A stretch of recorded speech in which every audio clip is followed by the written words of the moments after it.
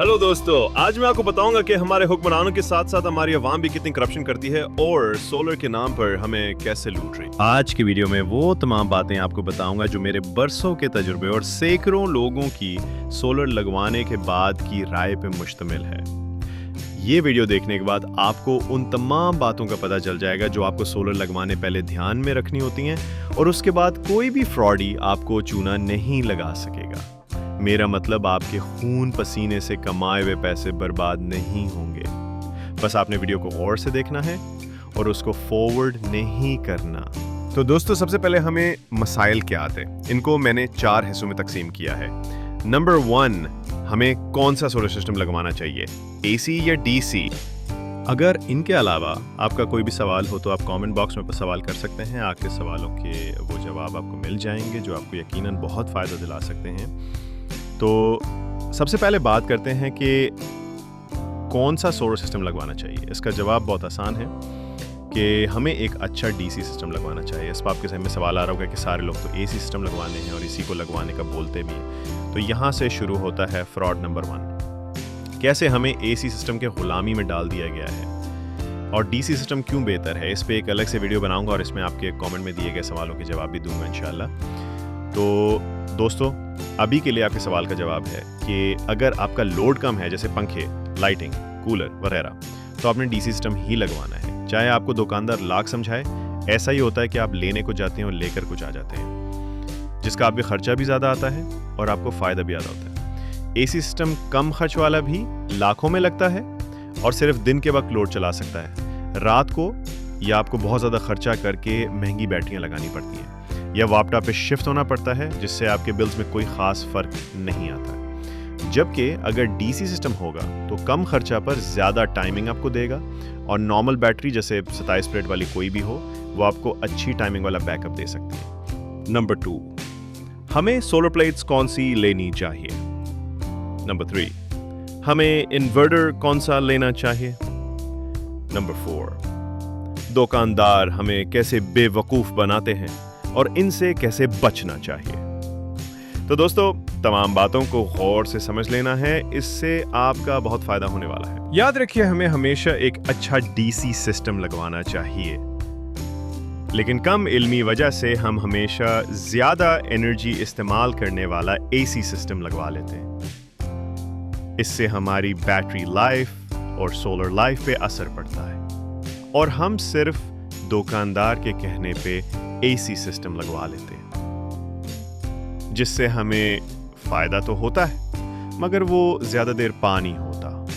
और अक्सर इस तरह को वीडियोस और लोगों की राय आपको मिलती हैं कि हमारे सिस्टम जल गया और इतना नुकसान हो गया।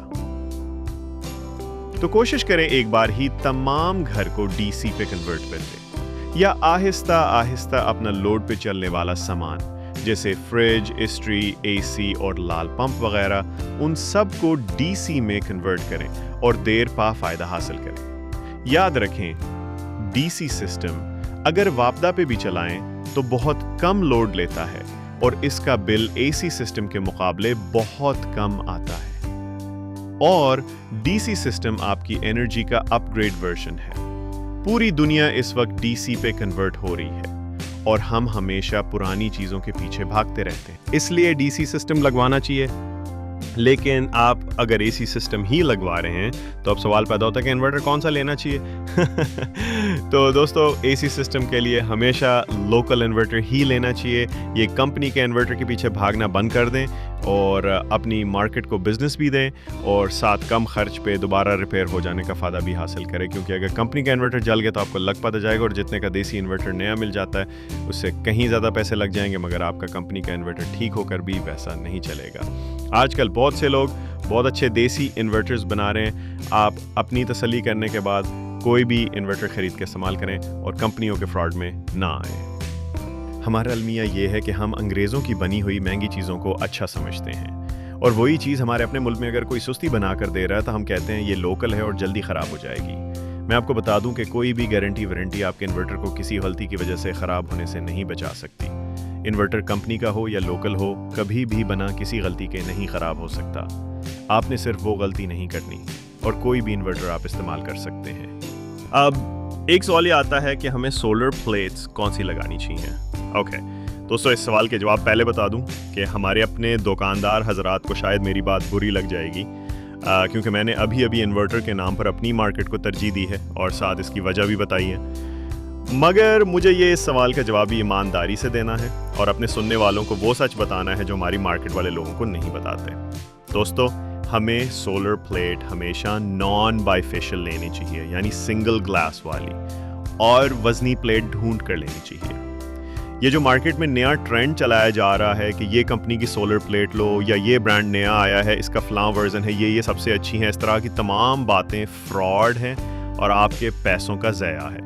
इन तमाम फ्रॉडियों से बचें और मैं आपको बताता हूं कि ये लोग कहीं बाइफेशियल सोलर प्लेट्स बेच रहे हैं और उनसे आपको क्या क्या नुकसान होगा और इस तरह की सोलर प्लेट्स बेच कर इन फ्रॉडियों को क्या फ़ायदा होता है। ये प्लेट्स बहुत ही नाजुक होने थे, उनका फ्रेम बहुत ही कमज़ोर होता है, जबकि सिंगल ग्लास वाली किसी भी कंपनी की प्लेट्स वज़नी होती हैं और उनका फ्रेम भी भारी और मज़बूत होता है। आपको ये जानकर हैरानी होगी कि तमाम सोलर प्लेट्स एक जैसा ही काम करती हैं, मगर डबल ग्लास वाली प्लेट सिंगल ग्लास वाली प्लेट से कम एनर्जी बनाती हैं। अगर कोई साहिब इल्म दोस्त मेरी बात से इत्तेफाक नहीं करता तो कमेंट सेक्शन में मुझसे बात कर सकता है। आपको ये बात समझना बहुत ज़रूरी है कि ये डबल ग्लास बनाने और बेचने से इन फ्रॉडियों को क्या फ़ायदा होता है। दोस्तों, ये बात सबको पता है कि सोलर की लाइफ 25 साल या उसके करीब बताई जाती है। सबकी लाइफ एक जैसी होती है, लेकिन अगर मजबूत फ्रेम वाली प्लेट्स लगा ली जाएं तो वो आंधी वगैरह में टूटने से बच जाएंगी। और सिंगल ग्लास प्लेट हमेशा नीचे से एक सख्त कोटेड के साथ आती है, इसलिए कोई चीज़ उसके ऊपर गिरे तो बर्दाश्त कर लेती हैं। जबकि डबल ग्लास वाली प्लेट्स बहुत ही बड़ी ग्लास के साथ आती हैं और एक मामूली सा अटैक भी बर्दाश्त नहीं कर पाती हैं और चिकनाचोर हो जाती हैं। अब दुकानदारों की चांदी है कि प्लेट्स ख़राब तो होती नहीं, चलो टूट जाएंगी तो लोग नहीं लगवाएंगे, इसलिए इन नाजुक प्लेटों को इतना प्रमोट किया गया है। और ये प्लेट्स एनर्जी भी कम बनाती हैं और टूट भी जल्दी जाती हैं। अगर कोई भी बात आपको समझ ना आए तो आप कमेंट करके सवाल कर सकते हैं। मैं आपको ये बता सकता हूं कि आप जहां भी देखेंगे ये डबल ग्लास और कमज़ोर फ्रेम वाली प्लेट्स ही आपको टूटी और उखड़ी हुई नजर आएंगी। और हर दुकानदार इन्हीं प्लेटों को इसलिए सजा के बैठा है कि इसमें इनको डबल फ़ायदा है। एक तो प्रॉफिट मार्जिन ज़्यादा है, ऊपर से अगर किसी वजह से टूट गई तो फिर से ग्राहक दोबारा आएगा। और जहां 3 प्लेट का काम होता वहां ये 4 लगानी पड़ती हैं, इसका भी इनको फ़ायदा होता है। इसलिए हमेशा ढूंढकर वजनी फ्रेम वाली और सिंगल ग्लास वाली किसी भी अच्छी कंपनी की सोलर प्लेट्स इस्तेमाल करें। ये एनर्जी भी ज़्यादा बनाती हैं और टूटने का खतरा भी आधे से कम होता है। आपने अक्सर पुरानी प्लेटों को देखा होगा जो टूटती नहीं है बल्कि उन पे क्रिक्स आ जाते हैं, मगर वो काम करती रहती हैं। जबकि ये फ्रॉडी प्लेटें हमेशा चकनाचूर हो जाती हैं और बिल्कुल बंद हो जाती हैं। तो दोस्तों, उम्मीद करता हूं कि आपको काफ़ी मालूमात मिली होंगी मेरी इस वीडियो से। आप अगर ये जानना चाहते हैं कि डीसी सिस्टम हमारे एसी सिस्टम से क्यों बेहतर है, तो इस पे एक तफसीली वीडियो बहुत जल्द आपके लिए अपलोड की जाएगी। आप अपने सवालात कमेंट सेक्शन में लाजमी बयान करें, इनको हमारी आने वाली वीडियो में जवाबात के सिलसिले में लाजमी ऐड किया जाएगा। चैनल को सब्सक्राइब कर लें और बेल आइकॉन प्रेस कर लें। हम आपको हमेशा सच बताने और समझाने का काम करते रहेंगे। अल्लाह हाफिज।